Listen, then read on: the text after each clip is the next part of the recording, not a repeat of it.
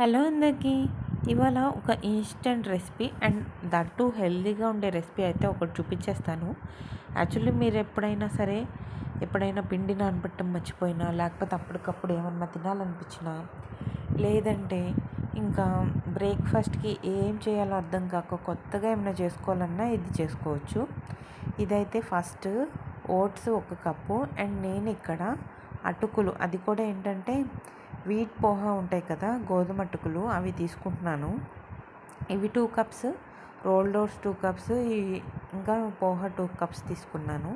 2 తీసుకొని మంచిగా బ్లెండ్ చేసేసుకున్నాను. బాగా గ్రైండ్ అయిన తర్వాత సాల్ట్, వాటర్ కలుపుకొని దోసపిండిలాగా అవుతుంది కదా, ఇంకా దోశ వేసుకోవడమే. అండ్ నిజంగా దోశ అయితే ఎంత టేస్టీగా ఉంటుందంటే అంత టేస్టీగా ఉంటుంది, చాలా సూపర్గా ఉంటుంది. అండ్ ఇది కొంచెం బాగా లూజ్గా చేసుకోవాలన్నమాట దోశ, అప్పుడే చాలా పర్ఫెక్ట్గా వస్తుంది అండ్ సాఫ్ట్గా ఉంటుందన్నమాట.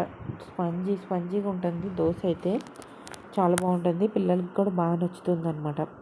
ఇందులో పర్ఫెక్ట్ కాంబినేషన్ ఏ పల్లీ చట్నీయో లేకపోతే టమాటో చట్నీయో ఇలాంటివి చేసుకొని తింటే ఇంకా సూపర్ ఉంటుంది.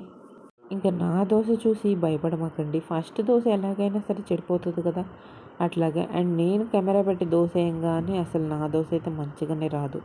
ఎప్పుడైతే నేను కెమెరా పెట్టకుండా వేస్తానో అప్పుడే మంచిగా వస్తుంది, ఎంతో నాకు అది అర్థం కాదు.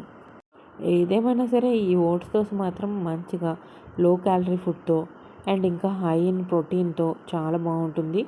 అండ్ నెమ్మదిగా మన లైఫ్ స్టైల్ని హెల్తీగా మార్చుకోవడానికి ట్రై చేస్తే చాలా బాగుంటుంది. మనం ఎప్పుడెప్పుడో డైట్ చేస్తూ ఈ రెసిపీస్ చేస్తూ అబ్బా ఏంటి ఇవి తింటున్నామని అనుకోకుండా డైలీ ఇవి తినడం అలవాటు చేసుకుంటుంటే మనకు కూడా హెల్తీగా వెయిట్ లాస్ అవుతున్నాము, హెల్తీగా తింటున్నాము అనే సాటిస్ఫాక్షన్, మన పిల్లలకి మంచి ప్రోటీన్ ఫుడ్ ఇస్తున్నాము అనే సాటిస్ఫాక్షన్ ఉంటుంది.